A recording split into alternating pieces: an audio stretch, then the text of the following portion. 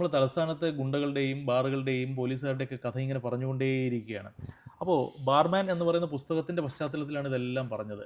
അപ്പോൾ ഈ ബാർമാൻ പുസ്തകത്തെക്കുറിച്ച് ചിന്തിക്കുമ്പോൾ ഇതിൻ്റെ പ്രകാശന വേളയിൽ ഒരു സിനിമാ താരം അല്ലെങ്കിൽ തലസ്ഥാന നഗരത്തെ സുപരിചിതനായ ഒരു മദ്യപാനി എന്ന് പറഞ്ഞാലും തെറ്റില്ല, അദ്ദേഹത്തിൻ്റെ ഒരു സാന്നിധ്യം അന്ന് ശ്രദ്ധയിൽപ്പെട്ടിരുന്നു.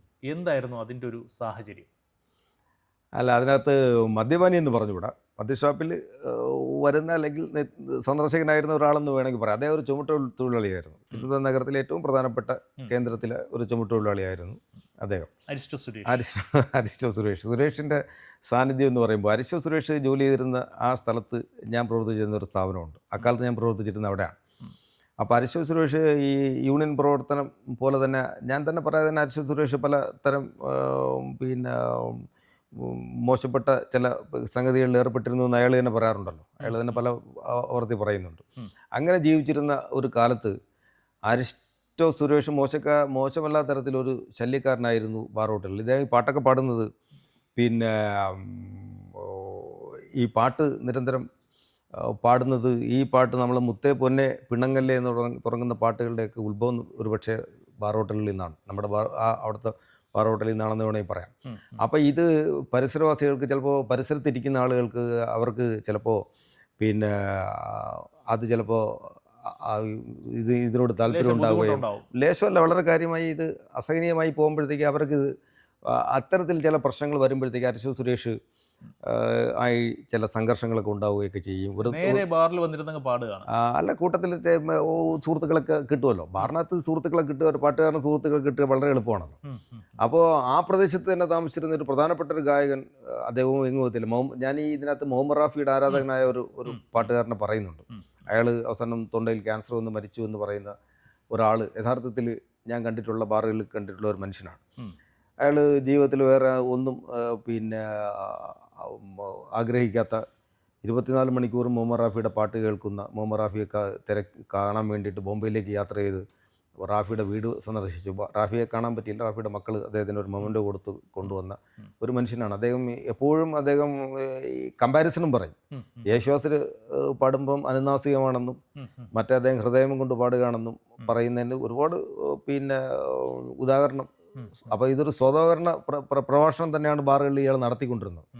അതിൻ്റെ പരിസരത്താണ് ബോംബെ കമാൽ എന്ന് പറയുന്ന നോർത്ത് ഇന്ത്യയിൽ നിന്ന് ഇവിടെ വന്ന് താമസിച്ച ഒരു ഗാനമേളയൊക്കെ നിരന്തരം പാടിക്കൊണ്ടിരുന്നത്, സിനിമയിലൊക്കെ സംഗീതം ചെയ്തിട്ടുള്ള ഒരാളാണ്. ഒരു സാധുവായൊരു മനുഷ്യൻ. പ്രത്യേകിച്ച് ഞാൻ ഈ പറഞ്ഞ പ്രദേശം അരിസ്റ്റോ ജംഗ്ഷനാണ്. തമ്പാനൂരത്തെ ഏറ്റവും പ്രധാനപ്പെട്ട കേന്ദ്രമായ ബസ് സ്റ്റാൻഡ്, റെയിൽവേ സ്റ്റേഷനും ഏറ്റവും സമീപത്തുള്ള ഈ അരിസ്റ്റോ ജംഗ്ഷനിലെ കാര്യമാണ് ഞാൻ പറയുന്നത്. അപ്പോൾ അവിടെ എല്ലാ കലാകാരന്മാരും വരും. ഈ രാത്രികാലങ്ങളിൽ രണ്ടാമത്തെ ഷോ കഴിഞ്ഞ് വരുന്ന, ഷോയിലെ പ്രദർശനം കഴിഞ്ഞ് വരുന്ന നാടകക്കാർ ഒരു പ്രധാനപ്പെട്ട കേന്ദ്രം അരിസ്റ്റോ ജംഗ്ഷനിലാണ്. ഇവർ അന്ന് കിളിവാതിലെന്ന് പറഞ്ഞ് പ്രവർത്തിക്കുന്ന ചില കൗണ്ടറുകളുണ്ടായിരുന്നു. 10 മണിക്ക് ശേഷം 2 മണി 3 മണിയൊക്കെ ഇവർ ഈ രണ്ടാമത്തെ നാടകം, മൂന്നാമത്തെ നാടകം കഴിഞ്ഞ് വെളുപ്പംകാലത്തൊക്കെ ആയിരിക്കും തിരിച്ചു വരുന്നത്. പിന്നെ മിമിക്രി സംഘങ്ങൾ, ഗാനമേള സംഘങ്ങൾ, ഇവരുടെയൊക്കെ ഓഫീസുകൾ പ്രവർത്തിക്കുന്നത് അവിടെയാണ്. തത്വത്തിൽ ഇവരെല്ലാം മിക്ക കലാകാരന്മാരും കടത്തിനിലൊക്കെ ഇരുന്ന് പോകുന്ന തരത്തിലുള്ള ആളുകളാണ്. അപ്പോൾ അവർ അങ്ങനെ അവരുടെ ഒരു കേന്ദ്രമാണ്. പകലും രാത്രിയും ഒക്കെ അവിടെ അപ്പോൾ അരിസ്റ്റോ സുരേഷ് ഇവരുടെ ഇടയിൽ ഒരാളായെങ്കിലും അരിസ്റ്റോ സുരേഷ് അന്ന് കലാകാരനായിരുന്നില്ല. അപ്പോൾ ഈ സംഘർഷത്തിൻ്റെ ഭാഗമായി നമ്മളുമായും ചില സംഘർഷം, ഞങ്ങളുടെ അവിടുത്തെ ജീവനക്കാരുമായിട്ടും ചില സംഘർഷം ഉണ്ടാവുകയും അരിസ്റ്റോ സുരേഷ് പ്രതിയായും പോലീസ് സ്റ്റേഷനിൽ കേസ് ഉണ്ടാവുകയും അത് കോടതിയിൽ എത്തപ്പെടുകയും ഞങ്ങൾ കുറച്ചു കാലം പോലീസ് കേസൊക്കെ പറയുകയുണ്ടായി നമ്മൾ അരിസ്റ്റോ സുരേഷുമായിട്ടൊക്കെ. പിന്നീട് അരിസ്റ്റോ സുരേഷ് ഉണ്ടാകുന്ന ഒരു വലിയ മാറ്റം നമ്മൾ കാണുന്നത് പിന്നീടാണ്. ഞാൻ പോലും തിരിച്ചറിയുന്നത് അരിസ്റ്റോ സുരേഷിൻ്റെ ഉള്ളിൽ ഈ പറഞ്ഞ ബഹളക്കാരനല്ലാത്ത തരത്തിലേക്ക് ഒരു കലാകാരനുണ്ടെന്നും അയാൾ ഗംഭീരനായ ഒരു വായനക്കാരനാണെന്നും ഒക്കെ നമുക്ക് മനസ്സിലാവും. അത് പിന്നീട് ലോകം അംഗീകരിക്കുകയാണ്. ആ തരത്തിൽ പുസ്തകങ്ങളൊക്കെ വായിക്കുന്ന ആളാണ്. പുസ്തകമൊക്കെ വായിക്കുക. അയാൾ നന്നായിട്ട് തിരക്കഥയൊക്കെ എഴുതിയിട്ടുണ്ട്. ഒത്തിരി കഥകളൊക്കെ അയാളുടെ കയ്യിലുണ്ട്. ഒരുപാട് തിരക്കഥകളൊക്കെ എഴുതി സിനിമ സംവേദനം ചെയ്യണമെന്നാണ് ഈ അടുത്ത കാലത്ത് എന്നോട് പറഞ്ഞത്. അപ്പോൾ എൻ്റെ പുസ്തക പ്രകാശനത്തിൽ തീർച്ചയായും അദ്ദേഹത്തിൻ്റെ ഒരു സാന്നിധ്യം അത്യാവശ്യമാണെന്ന് പറഞ്ഞപ്പോൾ വളരെ സ്നേഹത്തോടെ വന്ന് വരികയും പാട്ടുപാടിയൊക്കെ അത് നമ്മൾ ആ തരത്തിലുള്ള പഴയ ഒരു ഓർമ്മകളൊക്കെ പങ്കുവെക്കുകയും ചെയ്തത് അരിസ്റ്റോ സുരേഷിൻ്റെ ഓർമ്മ. നിന്ന് വളർന്നു വന്ന കലാകാരൻ എന്ന് അവിടെ തൊഴിലാളിയും കൂടെ ആയിരുന്നല്ലോ. അവിടെ അയാൾ അവിടുത്തെ സാധനം ലോഡ് ഇറക്കുന്നതിലും കയറ്റുന്നതിലും ഒക്കെ നമ്മുടെ പരോക്ഷമായി ബാറുമായി ബന്ധപ്പെട്ട് ജീവിച്ചിരുന്ന ഒരാളാണ്. ഇപ്പോൾ ഈ തൊഴിലാളികളുടെ കാര്യം പറഞ്ഞപ്പോൾ നമുക്ക് ബാറിലെ തൊഴിലാളികളിലേക്ക് വരേണ്ടതുണ്ടെന്ന് എനിക്ക് തോന്നുന്നു. അതായത് ഈ ബാറിനെ നമ്മൾ ഈ പറയുന്നത് പോലെ എന്തൊക്കെ ലേബൽ ഒട്ടിച്ച് മാറ്റി നിർത്തിയാലും അല്ലെങ്കിൽ ഒരു നെഗറ്റീവ് ഷെയ്ഡ് കൊടുത്താലും ഇല്ലെങ്കിലും ഇതൊരു തൊഴിലിടം കൂടിയാണ്. ശരിക്കും എന്താ പറയുക, ഈ ബാർക്കോഴ വിവാദമൊക്കെ വന്ന സമയത്താണ് മലയാളികൾ ചിന്തിക്കുന്നത്, ഈ ഇതുമായി ബന്ധപ്പെട്ട് ഉപജീവനം കഴിക്കുന്ന ആൾക്കാർ, ഇവർക്കൊക്കെ തൊഴിൽ സുരക്ഷിതത്വം, ഇതിലേക്കൊക്കെ പോകുന്ന ചിന്തകൾ പോകുന്ന ആ ഒരു സമയത്താണ്. ശരിക്കും ഈ തൊഴിലാളികളുടെ ജീവിതത്തെക്കുറിച്ചൊന്ന് പറയാം. തീർച്ചയായിട്ടും ഈ ചോദ്യത്തിലേക്കാണ് യഥാർത്ഥത്തിൽ ഞാൻ ഇത്രയും നേരം കാത്തിരുന്നത്. കാരണം എന്ന് പറയുമ്പോഴത്തേക്ക് സുരക്ഷിതത്വം തീരെ ഇല്ലാത്തൊരു മേഖലയാണെന്ന് വേണമെങ്കിൽ പറയാം. കാരണം ബാറ് നിരോധനം വന്നപ്പോഴത്തേക്ക് ഏറ്റവും കൂടുതൽ നമ്മൾ ചർച്ച ചെയ്യപ്പെട്ടതെല്ലാം ഈ ഹ്യൂജ് ഇൻവെസ്റ്റ്മെൻറ്റ് നടത്തിയിരിക്കുന്ന ഈ തൊഴിലുടമകളുടെ കാര്യമാണ് നമ്മൾ ഏറ്റവും കൂടുതലായി പ്രധാനപ്പെട്ട ചർച്ച ചെയ്യപ്പെട്ടത്. യഥാർത്ഥത്തിൽ അവിടെ തൊഴിൽ നഷ്ടപ്പെട്ട പ്രത്യക്ഷമായും പരോക്ഷമായും ജോലി ചെയ്യുന്ന ഏകദേശം 1 ലക്ഷത്തോളം ആളുകൾക്കാണ് തൊഴിൽ നഷ്ടപ്പെടുന്നത്. അതിൽ കേരളത്തിലെമ്പാടും ഞാൻ ഈ പൂട്ടിക്കിടന്നപ്പോൾ ഞങ്ങളൊരു ചെറിയ മൂവ്മെൻറ്റൊക്കെ ഉണ്ടാക്കി ജീവനക്കാരെ കേരളത്തിലെമ്പാടും സംഘടിപ്പിച്ച് ചില പത്രസമ്മേളനങ്ങൾ നടത്തുകയും ചില മാർച്ചുകൾ നടത്തുകയൊക്കെ ചെയ്ത സംഖ്യയിൽ സജീവമായി ഞാൻ ഉണ്ടായിരുന്നതുകൊണ്ട് എനിക്കത് കൃത്യമായും പറയാൻ പറ്റും. 27ഓളം പേരാണ് പല കാലങ്ങളിലായി ഈ തൊഴിൽ നഷ്ടം കൊണ്ട് ആത്മഹത്യ ചെയ്യപ്പെട്ടത്. അവരുടെയൊക്കെ കുടുംബം പിന്നീട് എങ്ങനെ ജീവിക്കുന്നു എവിടെ നിന്നും ഒരു ചർച്ചയൊന്നും ഉണ്ടായിട്ടില്ല. അപ്പോൾ തൊഴിൽ സുരക്ഷിതത്വം എന്ന് പറയുന്നത് ഉണ്ടോ എന്ന് എന്നോട് ചോദിച്ചാൽ തീർച്ചയായും ഇപ്പോഴും ഇല്ല എന്ന് വേണമെങ്കിൽ പറയാം. 10, 25, 30 വർഷം ജോലി ചെയ്ത് ഇറങ്ങിപ്പോകുന്ന ഒരാളിന് യഥാർത്ഥത്തിൽ ഒരു തൊഴിലിടത്തിൽ അത്രയും ദീർഘകാലമായി അവൻ്റെ ജീവിതത്തിൻ്റെ ഏറ്റവും പ്രധാനപ്പെട്ട ഭാഗം മുഴുവൻ തൊഴിലായി ജീവിച്ചു പോയൊരു സ്ഥലത്ത് നിന്നൊക്കെ പോകുമ്പോഴത്തേക്ക് അവന് എന്താണ് പിൽക്കാലത്ത് അവൻ്റെ ജീവിതത്തിന് അവിടെ നിന്ന് മുതൽക്കൂട്ടാവുക എന്ന് ചോദിച്ചാൽ ഒന്നും ഉണ്ടാവില്ല എന്ന് വേണമെങ്കിൽ പറയാം. ഇപ്പോഴും അത്തരത്തിൽ അസംഘടിതരായ ആളുകളുടെ ഇവരുടെ ഈ പ്രശ്നങ്ങളിലേക്ക് തമാശയ്ക്കെങ്കിലും പറയുമായിരുന്നു, അന്ന് മുതലാളിമാർ സംഘടിപ്പിക്കുന്ന തൊഴിലാളികളുടെ സമരം എന്ന് പറയുന്നൊരു അവസ്ഥയുണ്ടായിരുന്നു. തീർച്ചയായിട്ടും അത് അക്ഷരാർത്ഥത്തിൽ ശരിയാണെന്ന് വേണമെങ്കിൽ പറയാം. കാരണം ഈ തൊഴിലാളികൾക്ക് അവൻ്റെ തൊഴിലിനെക്കുറിച്ച് അവൻ്റെ സ്വത്വത്തിനെക്കുറിച്ച് ഒന്നും ഒരു ബോധമില്ലാത്ത മനുഷ്യരും ഇവർ ഒരു സ്ഥലത്തും, കാരണം പല പ്രദേശങ്ങളിൽ നിന്ന് വന്ന് പല വിദ്യാഭ്യാസ യോഗ്യതയുള്ളവർ, പല ജാതി മതങ്ങളിൽപ്പെട്ട ആളുകൾ, ഇത്തരം ആളുകൾ എല്ലാം കൂടി ഒന്നിച്ച് നിൽക്കുന്ന ഒരു മേഖലയിൽ ഇവർക്ക് ഒരു ഒത്തൊരുമ അല്ലെങ്കിൽ ഒരു കൂട്ടായ്മ സാധ്യമല്ല എന്ന് ഈ കഴിഞ്ഞ കാലം ഇത്രയും കാലത്തെ അനുഭവത്തിൽ നിന്ന് എനിക്ക് തീർത്തും പറയാൻ പറ്റും. ഇപ്പോൾ ഈ ബാർക്കോഴ ഈ വിവാദമൊക്കെ നടക്കുന്ന സമയത്ത് എന്താ പറയുക, 700+ ബാറുകളൊക്കെയാണ് അന്ന് സംസ്ഥാനത്തുണ്ട്. ഇന്ന് അത് 1000-ന് മുകളിലാണ്. ശരിക്കും പറഞ്ഞാൽ ബാറുമായി ബന്ധപ്പെട്ട് ഉപജീവനം കഴിക്കുന്ന തൊഴിലാളികളുടെ എണ്ണം കൂടി വന്നിരിക്കുകയാണ്. ശരിക്കും പറഞ്ഞാൽ അവർ അൺസർട്ടൻ ആയിട്ടുള്ള ഒരു ലോകത്തിലേക്കാണ് അവർ വന്നുകൊണ്ടിരിക്കുന്നത്, അല്ലെങ്കിൽ പണിയെടുത്തുകൊണ്ടിരിക്കുന്നത്. ഇവരുടെയൊക്കെ ഒരു ഭാവി താങ്കൾ എങ്ങനെ കാണുന്നു? അതായത് പൊതുവേ ഒരു ഉദാഹരണം പറയുകയാണെങ്കിൽ, ബാറിൽ ജോലിയെടുക്കുന്ന ആൾക്കാർക്ക് പെണ്ണ് കിട്ടില്ല എന്നൊരു കേട്ടുകേൾവിയുണ്ട്. അതായത് ബാറിലാണെങ്കിൽ അവന് പെണ്ണ് കൊടുക്കത്തില്ല ഒരു കുടുംബത്തിൽ നിന്ന്. അങ്ങനെയൊക്കെയുള്ള ഒരു അവസ്ഥയിലൂടെ കടന്നു പോകുന്ന നിരവധി ജീവനക്കാരെ പേഴ്സണലി പോലും കണ്ടിട്ടുണ്ട്. ഈ ഒരു സാഹചര്യത്തിൽ ഇവർ ഈ 1000-ഓളം വരുന്ന ആൾക്കാരുടെ 1000-ഓളം ബാറുകളിൽ ജോലി ചെയ്യുന്ന ആൾക്കാരുടെ ഭാവിയും അതേക്കുറിച്ചൊക്കെ ഒന്ന് പറയാം. അല്ല, അതെല്ലാം പഴയ കാലത്തെ ഒരു ആലോചനയാണ്. ഇപ്പം അങ്ങനെയല്ല. ഇപ്പം ഈ ജോലിക്ക് ബാർ അറ്റാച്ച് യഥാർത്ഥത്തിൽ ഒരു ഹോട്ടൽ ശൃംഖലയുടെ ഒരു ഔട്ട്ലെറ്റ് മാത്രമാണ് ബാർ. അവിടെ പല വിഭാഗത്തിലും ഫ്രണ്ട് ഓഫീസ് മുതൽ ബാക്ക് ഓഫീസ് വരെ നീളുന്ന പല ഔട്ട്ലെറ്റുകളിൽ ഒരു ഔട്ട്ലെറ്റാണ് ഈ ബാർ എന്ന് പറയുന്ന സംഗതി. അവിടേക്ക് ഇപ്പോൾ ഇത്തരം ഹോട്ടൽ 3 സ്റ്റാർ 4 സ്റ്റാർ ഹോട്ടലുകളിലേക്ക് ജോലിക്ക് വരുന്ന മുഴുവൻ ആളുകൾക്കും വിദ്യാഭ്യാസ യോഗ്യതയുള്ളവരാണ്. അവർ 3 ഇയർ ഹോട്ടൽ മാനേജ്മെൻറ്റ് ഡിഗ്രി എടുത്തവരും ഡിപ്ലോമ കോഴ്സ് ചെയ്തവരും ഒക്കെ ആളുകളാണ് ഏറ്റവും കൂടുതൽ ഇപ്പോൾ ഈ തൊഴിൽ മേഖലയിൽ പ്രവർത്തിക്കുന്ന ആളുകൾ. അപ്പോൾ അവർക്ക് സ്വാഭാവികമായിട്ടും മുമ്പുണ്ടായിരുന്നേക്കാളും മെച്ചപ്പെട്ട സേവന വേതന വ്യവസ്ഥകളൊക്കെ ഇപ്പോൾ കിട്ടുന്നുണ്ട്, അല്ലെങ്കിൽ അവരത് ആവശ്യപ്പെടുന്നുണ്ട്. ഇവർക്ക് ഇവിടുത്തെ നിലകളിലും കുറച്ച് കൂടുതൽ ഇവർക്ക് പുറത്തുള്ള രാജ്യങ്ങളിലേക്ക് വളരെയധികം സാധ്യതകളും ഈ മേഖലയിൽ നിന്ന് വരുന്നുണ്ട്. അപ്പോൾ ഇപ്പോൾ വിദ്യാസമ്പന്നരായ ആളുകളാണ്, തീരെ വിവരമില്ലാത്ത അല്ലെങ്കിൽ തൊഴിലൊന്നും കിട്ടാത്തവൻ പോയി എത്തപ്പെടുന്ന ഒരു സംഗതിയാണ്. ഇപ്പോൾ ഈ ബാർ ഹോട്ടലിൽ എൻ്റെ ജീവിതത്തിൽ നമ്മുടെ തന്നെ ഒരു മുൻഗാമിയായിരുന്ന വളരെ പ്രശസ്തനായ അക്കാഡമി അവാർഡ് കിട്ടിയ പി സുരേന്ദ്രൻ, പിന്നെ അധ്യാപനൊക്കെ ആയി അദ്ദേഹം ഒരു ബാർ ഹോട്ടലിൽ ഒരിക്കൽ ജോലി ചെയ്യുന്ന ആളാണ്. അപ്പോൾ അദ്ദേഹം പിന്നീട് അതിനെക്കുറിച്ച് പറഞ്ഞത്, എവിടെ നിന്നോ വന്ന് എങ്ങോട്ടോ പോകുന്ന വിലാസമില്ലാത്ത മനുഷ്യരുടെ ഇടത്താവളങ്ങളാണ് ബാർ ഹോട്ടലുകൾ എന്നാണ് പറഞ്ഞിരിക്കുന്നത്. ആ കാലം മാറിപ്പോയി. ഇപ്പം അങ്ങനെ എവിടെ നിന്നോ വന്ന് എങ്ങോട്ടോ പോകുന്ന മനുഷ്യരെ കൊണ്ടുവന്ന് ആർക്കും കയറ്റി നിർത്താനൊന്നും പറ്റത്തില്ല. ഇപ്പം അതിന് സിസ്റ്റമാറ്റിക്കായിട്ട് ചെയ്യുന്നു. ഇപ്പോൾ ക്ലാസിഫിക്കേഷൻ ഇല്ലാതെ ഒരു ഹോട്ടൽ പ്രവർത്തിക്കാൻ സാധ്യതയില്ലല്ലോ.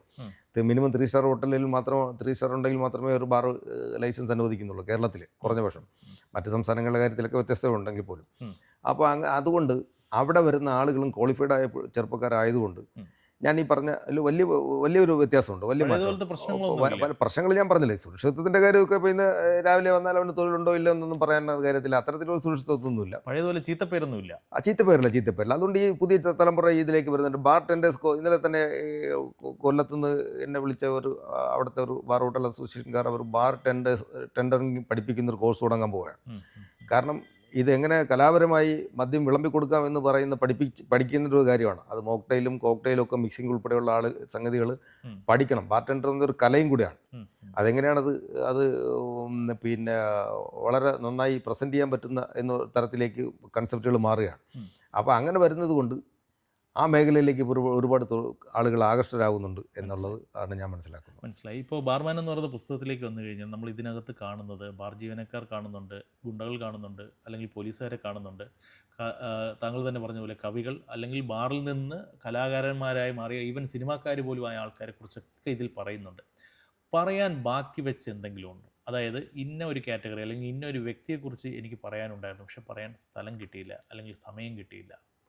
അല്ല, അങ്ങനെ ഞാൻ പറഞ്ഞല്ലോ, അത്തരത്തിൽ ഒരാളിനെ കുറിച്ചല്ല, ഒട്ടേറെ ആളുകളെ കുറിച്ച് നമുക്ക് അങ്ങനെ പറയേണ്ടതുണ്ട്. ഞാൻ ഒരു നോവലിനകത്ത് 270ഓളം പേജ് വരുന്ന ഒരു നോവലിനകത്ത് നമ്മൾ കണ്ട ഒരു ജീവിതം മുഴുവൻ പകർത്തി വയ്ക്കുക പ്രായോഗികമല്ല. അപ്പോൾ ഒത്തിരി ആളുകൾ ഇതിനകത്ത് കഥ വരേണ്ടതുണ്ട്, അവരെയൊക്കെ നമ്മൾ പരാമർശിക്കേണ്ടതുണ്ടെന്ന് പിൽക്കാലത്ത് എനിക്ക് ബോധ്യപ്പെട്ടിട്ടുണ്ട്. ഇതിന് മറ്റൊരു നോവല് ഇനിയിപ്പോൾ ഞാൻ പുതുതായിട്ട് എഴുതിക്കൊണ്ടിരിക്കുന്ന ഒരു നോവലും തിരുവനന്തപുരം നഗരത്തിൻ്റെ പശ്ചാത്തലത്തിലായതുകൊണ്ട് സ്വാഭാവികമായും മാത്രം നമ്മൾ എവിടെയെങ്കിലുമൊക്കെ പരാമർശിക്കപ്പെടാതെ പോയ ചില കഥാപാത്രങ്ങളെങ്കിലും അതിലേക്ക് വന്ന് വീഴാം എന്നാണ് അതിൻ്റെ എഴുത്തിൻ്റെ മുന്നോട്ടുള്ള ഗതിയിൽ. അതെങ്ങനെ വരുമെന്ന് പറയാൻ പറ്റില്ല, എങ്കിലും അത് സ്വാഭാവികമായിട്ടും ഉണ്ടാവേണ്ടതുണ്ട്. ഒരുപാട് ആളുകളുണ്ട്. ഇപ്പോൾ തന്നെ ഒരു പ്രധാനപ്പെട്ട വളരെ വ്യത്യസ്തരായ ആളുകൾ, വളരെ ഹാസ്യ സിനിമയിലെ നമ്മൾ തിരശ്ശീലയിൽ അദ്ദേഹം കണ്ടു കഴിഞ്ഞാൽ ആളുകൾ പൊട്ടിച്ചിരിക്കുന്ന ഒരു മനുഷ്യൻ, ഇത്രയും സുന്ദരമായി ഹാസ്യത്തെ ആവിഷ്കരിച്ചിട്ടുള്ള ഒരാൾ മലയാള സിനിമയിൽ, ഇന്ത്യൻ സിനിമയിലോ ഒരുപക്ഷേ ലോക സിനിമയിൽ ചാപ്ലിൻ്റെയൊക്കെ ആ ഒരു തലത്തിലേക്ക് ഓർത്തി വയ്ക്കാവുന്ന ഒരു മഹാനടൻ തിരുവനന്തപുരത്ത് തന്നെ ഉണ്ട്. അദ്ദേഹം നമ്മൾ ഈ കാണുന്നതിനേക്കാളും വ്യത്യസ്തനായ ഒരു മനുഷ്യനാണ്. അദ്ദേഹം വളരെ വളരെ വളരെ വ്യത്യസ്തനായി ജീവിച്ച ഒരാളാണ്. അദ്ദേഹം വല്ല കടകളുടെ ഉദ്ഘാടനത്തിനോ അത്തരം പരിപാടികളിലോ ഒക്കെ പോവുകയാണെങ്കിൽ, ആരെയും ഗസ്റ്റായിട്ട് വിളിക്കുകയാണെങ്കിൽ അവിടെ പോകണമെങ്കിൽ അദ്ദേഹത്തിന് കിട്ടേണ്ടുന്ന ഒരു പ്രതിഫല തുക പറയുകയും ആ തുക കൊണ്ടുവന്ന് ശ്രീചിത്ര ഹോമിൽ കൊണ്ടുവന്ന് അടച്ചിട്ട് രസീത് കൊണ്ടുവന്നാൽ മാത്രമേ ഞാൻ വരികയുള്ളൂ എന്ന് പറയുന്ന ഒരാൾ. ഒരിക്കൽ പോലും ജീവിതത്തിൽ തമാശ പറഞ്ഞിട്ടില്ലാത്ത ഒരാളാണ്. ഒരാളിനായിട്ട് സൗഹൃദത്തിൽ കാണുമ്പോൾ ഉടനെ തമാശ പറയുന്ന ഒരാളല്ല. വേറൊരു അദ്ദേഹം വളരെ പ്രധാനപ്പെട്ട ഒരു കക്ഷിയാണ്. അദ്ദേഹം ബാറുകളിലൊക്കെ വന്ന് ഒരാളോടും തമാശ പറയില്ല. അദ്ദേഹം ആകെ പറയുന്നത് നിനക്ക് പരിചയപ്പെടാൻ ചെല്ലുന്ന ആളുകളോടും അല്ലെങ്കിൽ ആരാധകരോടൊക്കെ പുള്ളി പറയുന്നത് നീ എന്തിനു വന്നോ, നീ നിൻ്റെ കാര്യം നടത്തി പൊയ്ക്കോ, എൻ്റെ കാര്യം കണ്ട് ഞാൻ പൊയ്ക്കോളാം എന്ന് പറയുന്ന ഒരു സംഗതിക്ക് ഞാൻ ഒരുപാട് സാക്ഷിയായ ഒരാളാണ്. വേറൊരാൾ, അദ്ദേഹം വിദ്യാസമ്പന്നനല്ല, നടനാണ്. ഇന്ന് മലയാളത്തിൽ ഇപ്പം വളരെ അറിയപ്പെടുന്ന സ്വഭാവ നടനായി, ഹാസ്യ താരം എന്നുള്ള നിലയിൽ കോമാളി വേഷങ്ങളിൽ നിന്നൊക്കെ മാറി ഭയങ്കരമായി സ്വഭാവ നടനായി പരകായ പ്രവേശനം നടത്തി ഇന്ന് ഗംഭീരനായ ഒരു നടനായി മാറി നിൽക്കുന്ന ആൾ. വിദ്യാഭ്യാസം വളരെ കുറവാണ്. പക്ഷേ ഞാൻ അദ്ദേഹത്തിന് പരിചയപ്പെടാൻ അദ്ദേഹം ഒന്നാം തരം വായനക്കാരനാണ്. അദ്ദേഹം ലോക ക്ലാസിക്കുകളുടെ തർജ്ജമകളൊക്കെ മിക്കവാറും വായിച്ചിട്ടുള്ള ഒരാളാണ്. എല്ലായ്പ്പോഴും ഒരു പുസ്തകം സഞ്ചി കൊണ്ട് കിടക്കുകയാണ്. ഷൂട്ടിങ്ങിൻ്റെ ഇടവേളകളിലൊക്കെ പുസ്തകം വായിക്കണമെന്ന് പറഞ്ഞ് ആഗ്രഹിക്കുന്ന മനുഷ്യരാണ്. അങ്ങനെ ഒത്തിരി ആളുകളുണ്ട്. അപ്പോൾ അവരെയൊക്കെ കുറിച്ച് നമുക്ക് എവിടെയെങ്കിലുമൊക്കെ പറയാം എന്നാണ് ഞാൻ കരുതുന്നത്. അപ്പോൾ എന്തായാലും ബാർമാൻ്റെ ഒരു രണ്ടാം ഭാഗമായിട്ട് തന്നെ ഈ പുസ്തകത്തെ പ്രതീക്ഷിക്കാമോ?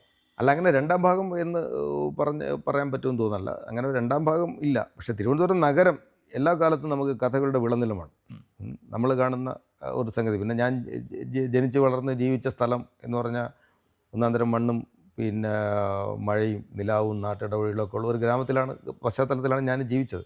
അപ്പോൾ സ്വാഭാവികമായിട്ടും നമുക്ക് അവിടത്തെയും കുറേയേറെ കഥകൾ പറയാം. അപ്പം നമ്മൾ കണ്ട വ്യത്യസ്തരായ മനുഷ്യരെല്ലാം ഓരോ കാലങ്ങളിൽ ഓരോ കഥാപാത്രങ്ങളാണ്.